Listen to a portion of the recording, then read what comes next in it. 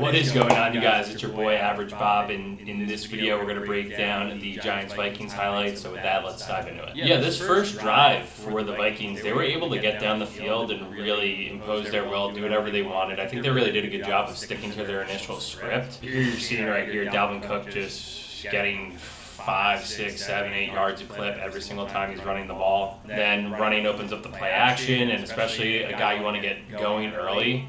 If you're the Vikings and Justin Jefferson, once he starts heating up, we saw on Christmas Eve in that game, how deadly he could be. Obviously, he's one of the best players in the league. Adam Thielen got going. I think everyone in the Vikings offense got going during this drive, and it's obviously pretty worrisome. And I think this is what you saw the Giants do a great job of this entire season, is making mid-game adjustments, where I think as this game went on, the Vikings didn't make as many adjustments as they should to stop the Giants' offense. Particularly, Danny Dimes being able to use his legs so well to pick up first downs and also find guys on the move. And first drive of the game, here you go, 8.5 minutes left. Pretty great drive from the Vikings. That's how you want to start a wild card weekend playoff game.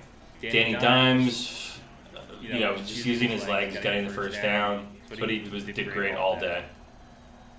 Play action opens up. And then you get Slayton, who had one of his best games of the year, minus that one drop at the end, which obviously would have been pretty deadly. This is a highlights package. I don't know if they'll show that because it really wasn't a highlight, but look at Danny Dimes here. 1st and 10, just stiff-arming Patrick Peterson, one of the great DBs in the league for the last, give or take, a decade. And he really did it all, so I'm so proud of Danny Dimes, seeing how far he's came. Also love just the Giants offense being creative with getting guys in motion. Saquon's first touchdown run here, so let's back it up real quick. So here we have who's a Breda in motion, and then you got, Andrew Thomas leading the way, followed by Feliciano. Everything's blocked up. Andrew Thomas throwing a great block. Feliciano just throwing a great block as well, and Saquon's off to the house. There you go. Pretty quick response after the Vikings score with 8 minutes left. Giants find their way on the board to tie the game with 5 minutes, 10 seconds left. Now, this was a weird play for the Vikings. I think they went to the well a little too early on this because they had such strong success in that first drive. Then you come back 3rd and 1. You could give it to Dalvin Cook, or you could just give it to Justin Jefferson, and he probably gets that run for a first down there. So, was it aggressive for the first quarter? Yeah, I guess probably. And then here, the Giants answer coming back down. Let's just look at this one again. Another play where you got Matt Breida in motion, and then no fake to Saquon, but you get these two guys tangled up right here. Obviously, I don't have the 22. Those two DBs kind of got caught in each other and then all fell over. But that's worked out for the Giants because usually I feel like we're on the opposite end of that where our DBs are running into each other. So that play. Ooh, great jump off by 94 here. Let's look at this quickly. Look at this jump off. Boop. Knew it immediately. And then Saquon, little B button. Saquon just had a great game again, but Andrew Thomas is already going, but it's kind of hard to tell. I mean, I guess Giants got away with one there.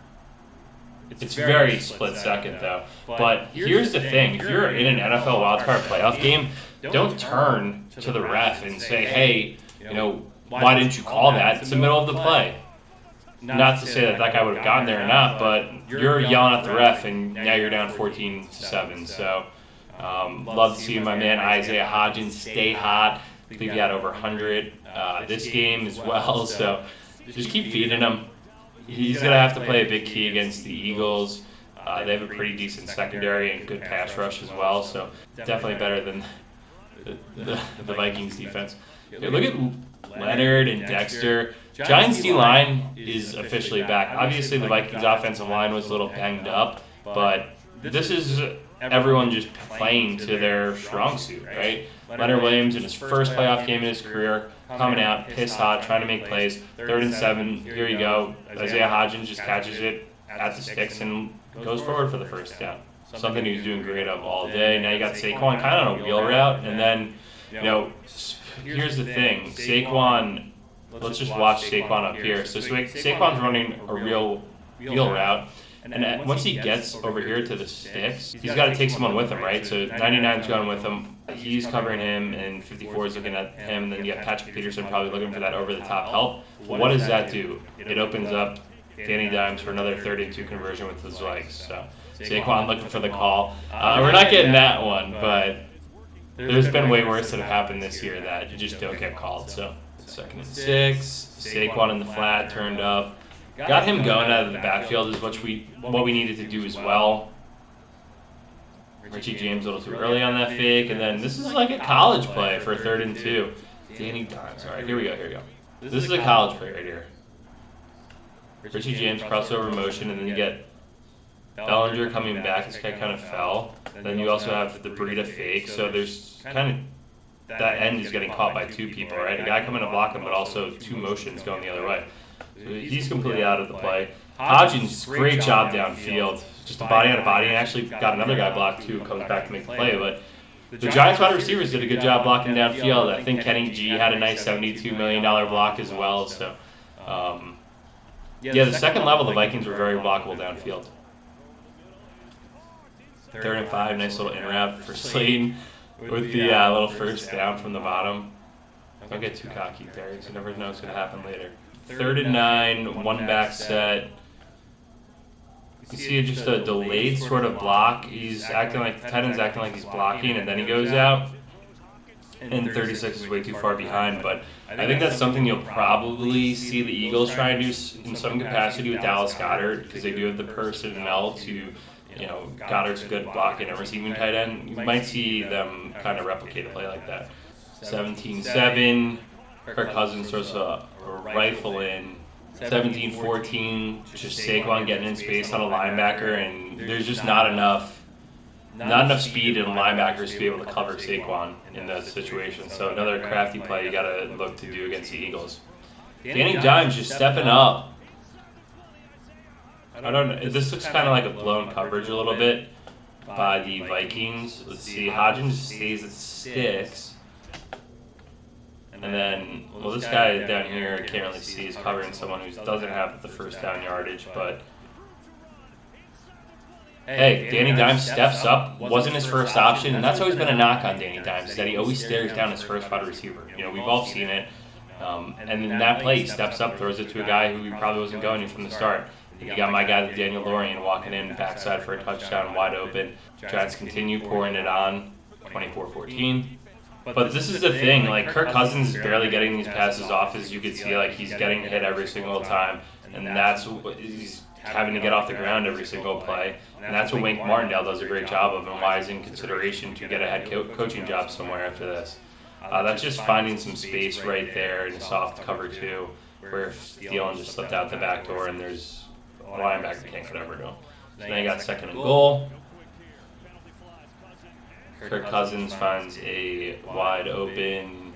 Okay, here's a great play for Matt Breida, right? He hasn't been he's been involved a little bit in this point of the year, right? And today he's getting, sharing a little bit more of the load, going more motion, kind of misdirection. Here's a great example of that in the genius of Mike Kafka.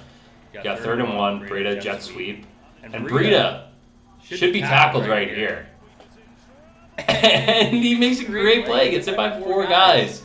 This is what we needed from Matt Breida. Some other guys in this offense to step up and make plays. It doesn't really have to be the biggest play in the world, but in the 3rd and 1, it gets done.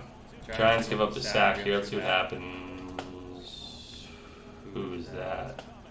Saquon just throws a no-hitter. But everyone else seemed to be beaten too. Just a jailbreak up front, but Saquon not helping, and probably 3rd and 7, you need a couple seconds to get guys downfield, and it didn't happen there. So 3rd and 13 here. 3rd and 13, Giants bringing some pressure. So only 1, 2, 3, 4. So just being creative on where you got guys coming from, or just a really big heavying up on the right side of the line, even though they have a running back there. But 3rd and 13. Pressure, I think, still does enough to force Cousins to make that throw over the middle. And 4th and 2. Giants dropping, who's that, O'Shane right there? And then you got someone else circling around. Wide open. Good hit by Julian Love, and also a great catch by Hawkinson. But that's where he's looking for the hot read. You have the guy blitzing from that area. Cousins finds Hawkinson again. Another first down. 4th and 1. Quarterback sneak, he gets it. Oh, false start. Big false start on 4th and 1. and then that makes you have to kick it. And with 12:35 in the fourth, we are tied at 24s. Giants get the ball back, 12.5 minutes left. Danny Dimes just over the middle to a dragging Slayton, who gets pummeled out of bounds. 1st and 10. Richie James puts his feet in the mud. Look at this. So Danny Dimes sees us. He's going here the entire way now. Because look how much space this is what I want to control here. Look how much space there is. Like, usually when someone's blitzing, they're walking up quicker, right? But this guy doesn't time up this blitz where he should be walking over it and he should be coming down to cover that immediately. But look how delayed it is, right? And then, obviously, this is a great... We've ragged on Richie James a lot this year, but I think he stepped up in some big moments. And this is a big one. Puts his foot right in the ground, and he's off for another 1st down. Quickly moved the change. 13 yards. Cocky with the 1st down point, but hey, whatever works, Richie. Danny Dimes stepping out of the... This is... I wish we had the other angle for this because I saw this one on social media. So here we go. 2nd and 10 at the 45, 46. Pocket's collapsing. What does Danny do? He rolls out and throws an unbalanced throw perfectly to Hodgins, who gets both feet in. Look at Peterson, can't even believe it.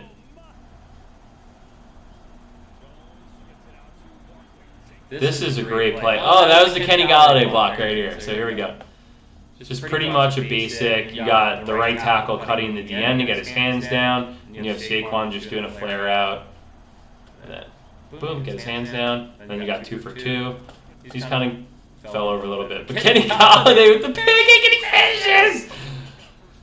Probably had some not choice words for him either, but do they draw that up to just bring him in just for that block? Richie James, good catch, getting both feet in. Patrick Peterson's trying to tell the refs what to do the entire game, and fortunately it didn't work out for him. Oh, Danny Dimes kind of gets jacked up there too. Zach Kendrick just put forearm right into his neck on that. I wonder if they'll show a replay of that. That was tough. And then Saquon. The heart, the determination, the grit of Saquon Barkley, because he gets hit earlier out here. So 1.5 yard line, Saquon gets it, boom, he's already hit right where the blue mark is, where they snapped. Heart, will, determination. Saquon finding his way to the end zone. So jacked up. Oh my God. 31-24. Vikings get the ball back. 3rd and 12. Pretty decent blocking, actually, up front by the Vikings to the end there where Kirk steps up. But Dalvin Cook would have gotten smacked anyway. That's probably what Xavier McKinney was telling him. Okay, here we go again. Saquon, or Danny Dimes, just looking. He's doing what a great quarterback does. This is what Rodgers does. This is what Brady does. When they're looking at where the blitzing guy is coming from, right? 39 again, probably delayed way too long in his blitz. And Saquon's... Could he block him in another if that was his thing? Obviously, but maybe he said hot, and there he is right there. And then you get Kendrick in the middle of the field. Saquon, nice grab. Get a little bit of space, and you get the 1st down. Danny Dimes gets it again.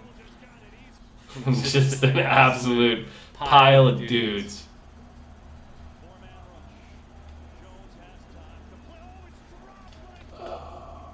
Okay, so here we have Slayton. Drops it. 3rd and 15. I mean, would he have outran Patrick Peterson there? I mean, when it happened in real time, I think it looked a lot worse. I have to see the all 22, but there's still guys fairly close. Sexy Dexy just playing his ass off with the game on the line, and they call the roughing the passer. We've seen it before, right? A crucial drop on 3rd and 15 where you get the 1st down and then you get it to the 2-minute warning, and I think they had one timeout. The Vikings have one timeout left at this point. Dexter gets a legal hand to the face and then just tackles Kirk Cousins. That wasn't bad. But usually the story ends so much more differently from what we're used to as Giants fans. Once you start seeing, like, oh God, one thing goes wrong, it's a cause and effect. Like, Slayton drops the pass. Then you get a 15-yard extended personal foul on Dexter Lawrence, and then next thing you know, the Vikings are all the way down the field. 3rd and 8. This is a great play by Cordell Flott, where he's just coming back to make a great play, and Kirk Cousins probably should have put that out a little bit further. If he puts it out there a little bit further, then that allows 17 Osborne to run under it. Then here you go, game on the line, 4th and 8. And what do the Vikings do? Check down with the game on the line, 4 yards. That was tough. What could they? I mean, Dexter is about to hit him. He probably had to get rid of it. Not enough time. And would you rather just throw it up and have that happen, or chuck it deep? Or that's it. Giants won their first playoff game since the Super Bowl. 11 years later. I can't wait for this.